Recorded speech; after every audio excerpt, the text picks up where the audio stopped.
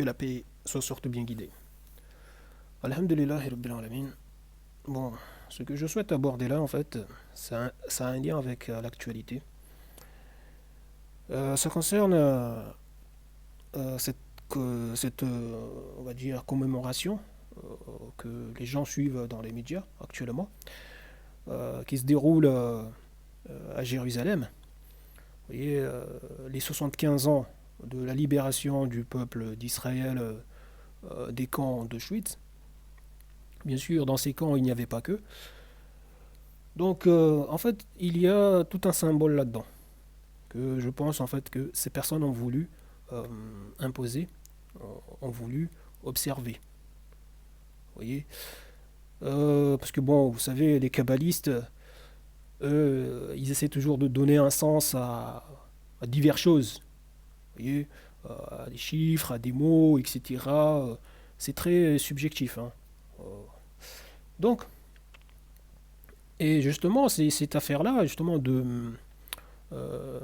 d'anniversaire de la libération du peuple juif des camps d'Auschwitz, c'est vraiment tout un symbole. En faisant que euh, ça se déroule, en fait, que ce cinquième forum, en fait, la date qui a été établie, tout ça, en fait, rentre justement dans le symbole que cette affaire se passe à Jérusalem. Parce que le choix de Jérusalem, ce n'est pas pour rien. Vous voyez, par rapport au symbole. Donc, cet événement, justement, qui a débuté le 23 janvier, je pense que ça prend fin demain, là, le 27, Inch'Allah. Donc, en fait, il y a une chose à observer. De toute façon, on va voir certaines choses aussi du Coran, en fait, que j'avais déjà rappelé, euh, en lien justement avec ce que je vais vous rappeler là. Donc, cet événement, je pense que euh, est lié. En fait, ces gens l'ont lié à ce qu'il y a dans Genèse 12. Genèse 12, à partir, en fait, vous pouvez le lire hein, du verset 1 jusqu'au verset 7. Ce qui est dit là, en fait, par rapport à l'émigration du prophète et messager de Dieu, Ibrahim alayhi salam. Donc, d'après ce qui est là, euh, Dieu, Allah subhanahu wa ta'ala, euh, a dit, en fait, et en ce moment-là, justement, Abraham alayhi salam avait mis ses 75 ans. Ses 75 ans.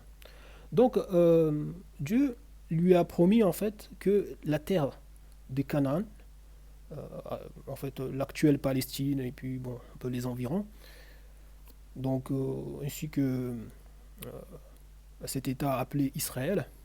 Israël, bien sûr, ça c'est tiré du nom du prophète et messager de Dieu, le prophète Israël, Yacoub, le père de Youssouf, salam, Joseph, et des 11 autres frères de Joseph.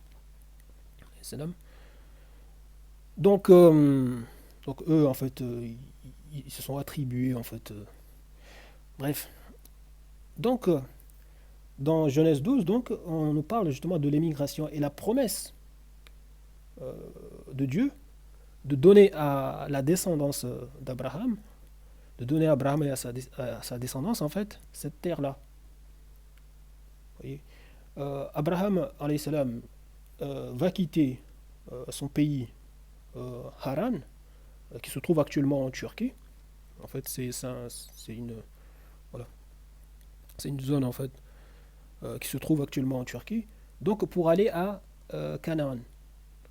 Donc, euh, et cette promesse, en fait, vous la voyez être rappelée comme étant tenue, déjà en fait au verset 5. Vous voyez, au verset 5, où justement, on nous rappelle là, on nous rappelle là que Ibrahim alayhi salam, donc a quitté son pays, Haran, pour Canaan, et il est arrivé dans ce pays-là. Vous voyez. Donc, et ça, vous avez ça au verset 5. C'est rappelé. Après, bon, est-ce que ces paroles-là, tout ce qu'il y a là, en fait, c'est la vérité. Bon, vous savez que dans le Coran, on dit que, de manière claire et nette, que la Torah, ça a été falsifié. Du moins, la Torah que les gens ont, voilà, c'est une falsification. Donc, parce que déjà, il y a une chose justement qui est aussi dite dans, dans ce passage, en fait, dans ce chapitre 12. C'est au moment où justement Abraham salam, était allé euh, en Égypte. Donc, qu'il aurait dit à Sarah que c'est le pays en fait des gens qui n'ont jamais vu une belle femme. Et il y a un rabbin justement, parmi, je ne sais plus lequel c'est, qui aurait dit que en fait en faisant l'exégèse en fait du passage où on dit que Abraham alayhi salam aurait dit à sa femme Sarah que c'est un pays où les gens n'ont jamais vu de belles femmes. La personne a amené une information comme quoi, parce que ça parlait de l'Égypte, comme quoi en fait il était question de noirs. C'est le pays des noirs. Donc les noirs n'ont jamais vu de belles femmes. Donc c'est pour, ouais, donc par crainte, donc voilà, ils avaient décidé que ils allaient dire que Sarah était son frère. Voyez. Donc bon, on voit bien en fait le racisme qu'il y a avec cette interprétation. Bon, parce que pour moi, euh, si Abraham alayhi salam, parce que ces gens-là n'étaient pas du tout des racistes, pourquoi les prophètes et messagers de Dieu se montreraient racistes? Donc il n'y a aucune raison, c'est des gens que Dieu a élevés, a honorés. Donc, donc si par exemple il aurait tenu cette parole en fait de dire que c'est un pays des gens qui n'ont jamais vu de belles femmes, ça ne signifie pas ce que les gens disent.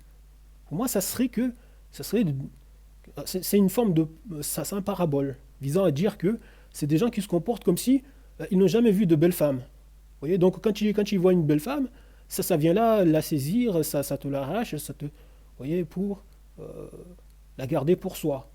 Vous voyez, donc par exemple, justement, les dirigeants, quand ils viennent là voir une belle femme, ça veut que cette femme soit la sienne. Vous voyez, donc ça serait plutôt peut-être dans ce sens-là, mais pas dans le sens que voilà, si c'était des noirs qui n'ont jamais vu de belles femmes, donc en fait, partir dans un côté raciste. Voilà. Donc en fait, bon, ça a rappelé que l'Égypte, en fait, à cette époque-là, était, était dirigée, c'était un pays de noirs, avant qu'il y ait un grand remplacement. Donc,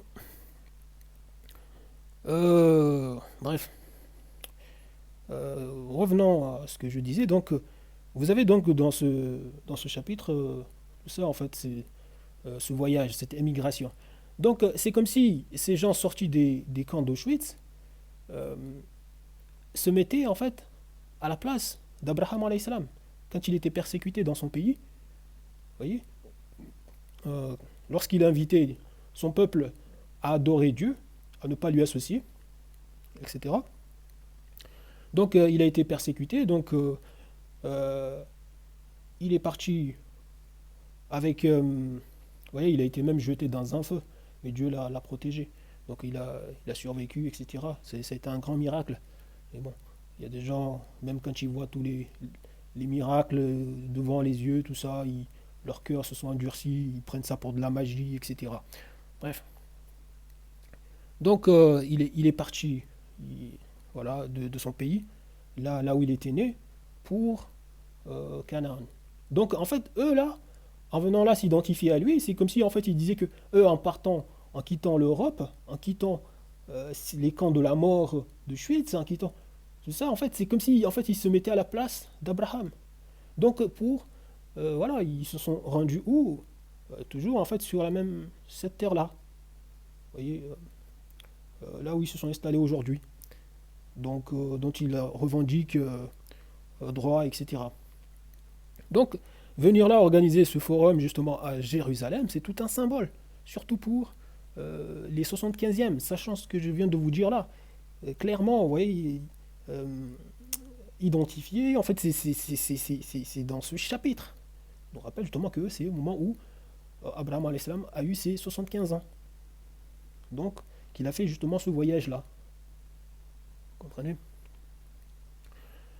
Donc, vous voyez tout le symbole. Et vous pouvez voir que dans le Coran, par rapport justement à ce chiffre 75, en lien avec justement avec les enfants d'Israël, vous avez la sourate la vache, la sourate 2, au verset 47 et au verset 122.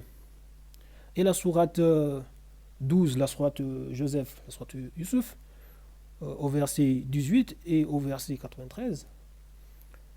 Des choses en fait qui mettent en évidence en fait justement ce lien avec, ouais, avec ces personnes et le chiffre 75. Donc, et même donc, quand vous faites 12 moins 2, c'est égal à 10. Et vous voyez que c'est dans la sourate 10, au verset 75, je veux dire, vous voyez que c'est au verset 75 de la sourate 10 que commence en fait le rappel sur les enfants d'Israël. Vous voyez? C'est au verset 75 que Dieu, Allah subhanahu wa ta'ala, commence le rappel sur, en fait, un rappel de ces événements mémorables. Et dans ce verset, justement, il nous dit qu'il a envoyé Moïse et son frère Aaron, alayhi salam, vers Pharaon. Donc, tout ça, donc, comme vous le savez, pour aller libérer les enfants d'Israël.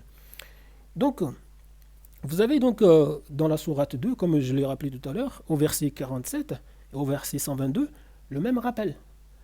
Ici, Allah subhanahu wa ta'ala rappelle aux enfants d'Israël de se rappeler le bienfait en fait qu'il leur a accordé. Vous voyez, quand il les avait choisis, il les avait en fait parmi tous les peuples, il les avait placés au-dessus des autres. Vous voyez. Donc, et ça, c'est dit, en fait, c'est rappelé au verset 47 et au verset 122. Donc, 122 moins 47 égale à 75. Et vous avez donc dans la sourate Joseph, la sourate 12, comme je vous l'ai rappelé, ce qu'il y a au verset 18 et au verset 93. Au verset 18, on nous parle de la tunique, en fait, du camis de Joseph, salam, que ses frères ont ramené en fait vers leur père entaché de sang. En fait, ils ont rusé, ils ont mis du sang en fait d'animaux en fait sur la chemise et on fait croire que Joseph a été mangé par un loup. Donc en fait, là justement, on nous rappelle de cette tunique tachée de sang et qui va conduire en fait à ce que leur père, Yaakub alayhi salam, a plongé dans un chagrin tel que il va perdre la vue. Il va perdre la vue, pardon. Un chagrin qui va l'amener voilà, justement à perdre la vue. Et au verset 93, là on a Joseph, Youssouf alayhi salam, qui donne à ses frères sa chemise, en fait sa tunique, pour en fait l'amener à leur père, afin que il utilise cela en fait pour justement se guérir, en fait soigner ses yeux. En fait c'est un miracle. Donc utiliser cette tunique en fait la passer sur les yeux en fait pour derrière récupérer la vue. Vous voyez la vue qu'il avait perdue après avoir vu la ruse en fait des frères de Joseph, bon, en dehors de Benjamin bien sûr. Donc, donc là, au verset 93, là, Joseph, il leur donne sa tunique pour leur père. Et il leur dit d'amener en fait toute la famille en fait en Égypte.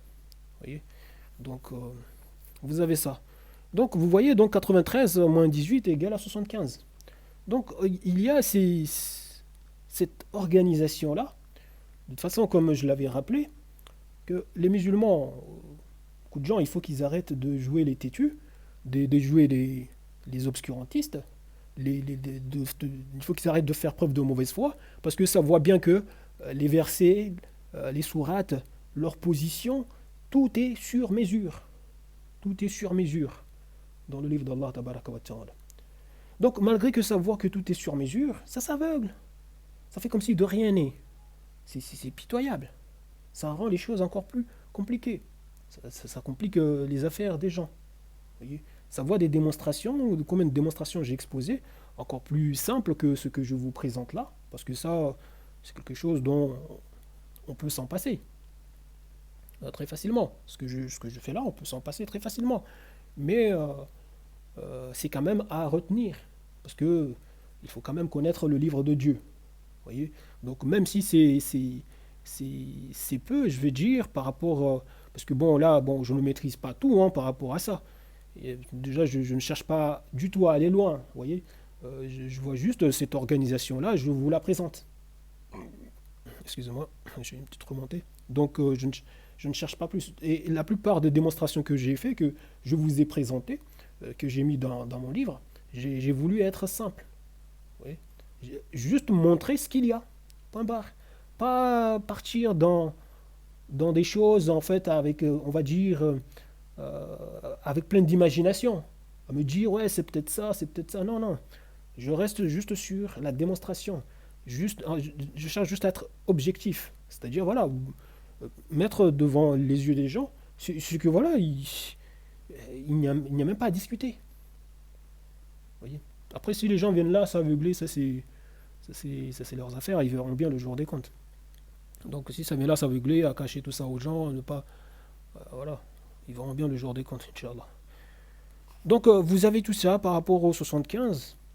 D'ailleurs, même par rapport à la sourate 2, la sourate la vache, ce qu'il y a au verset, comme je vous dis, au verset 47 et au verset 122. Vous avez des gens, par exemple, qui sont venus là dire aux gens que euh, il y a là un signe de la fin de l'État d'Israël, qui aura lieu en fait en 2022 pour eux. Ils se sont basés, parce que pour eux, en fait, ils voient là une limite. Vous voyez, qu'on ait ce rappel au verset 47 et euh, euh, au verset 122, en fait, qu'il y ait en fait cet intervalle-là. C'est-à-dire, voilà, ça ne peut pas dépasser. Donc, mais eux, en fait, ils ne parlent pas de 75, ils parlent de 76. C'est-à-dire, en fait, alors que moi, en fait, voilà, je dis aux gens, la mesure à retenir, c'est 75. Oui, rester, voilà, faire ça, voilà, dire juste, voilà, 122 moins 47 égale à 75. Après, 76, bien sûr, vous l'avez en comptant, en partir du verset 47. Vous commencez 47, 48, 40, voilà, jusqu'à 122 euh, inclus, ben, ça vous fait 76 versets. Donc, donc eux, ils ont dit quoi? Ils ont dit, bon, en fait, ils ont pris la date suivante, 1948, la proclamation de l'indépendance de l'État d'Israël. Ils ont ajouté à cela, en fait, ils ont fait plus 76. Ils ont mis 2022, alors qu'ils voient bien qu'il faut arrêter. Euh, 1948 plus 76, ça ne donne pas 2022. Donc c'est plutôt 1948 plus 75 qui donne 2022. Donc après, bon, je ne sais pas si c'est vraiment quelque chose à tenir en compte. En fait, une mesure à observer en fait par rapport à des événements. Je n'en sais rien, moi. Allah, tabaraka wa ta'ala. Moi, je sais juste que Allah subhanahu wa ta'ala a créé toutes choses avec mesure, avec, vous voyez, on a orienté toutes choses, etc. Chaque annonce arrive à son temps, à son lieu, etc. Donc, voilà. Donc, vous avez ça, vous avez ces choses-là observées.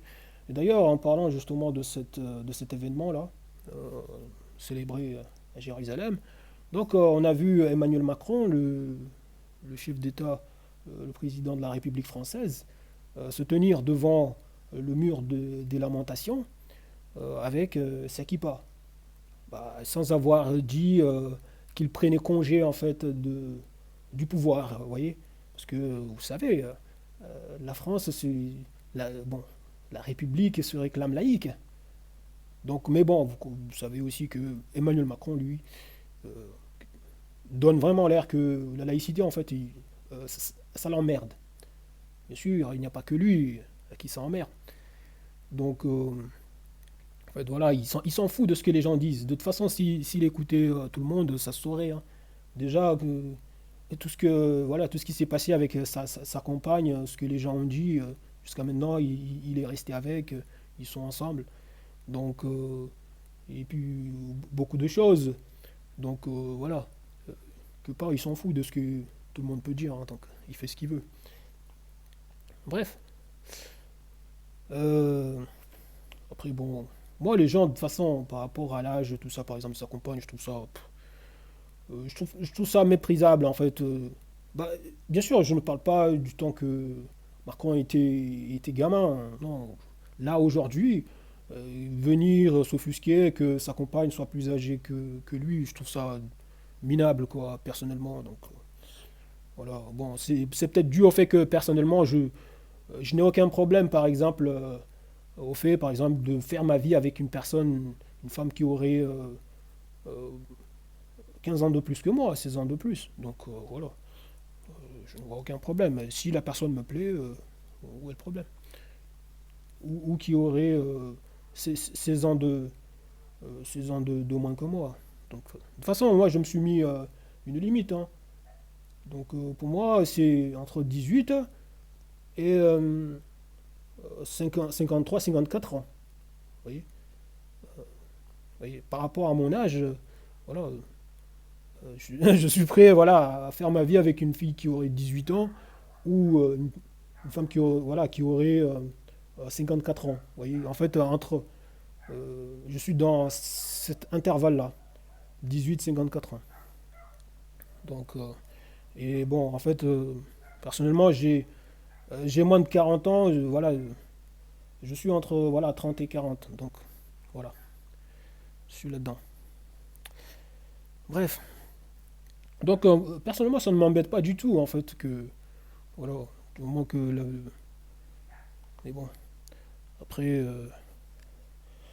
bref, qu'est-ce que je peux dire de plus? Je ne sais pas, quoique, ouais, bon, la prochaine, Inch'Allah. Je vous remercie du temps que vous avez pris pour suivre ça et je vous dis salam.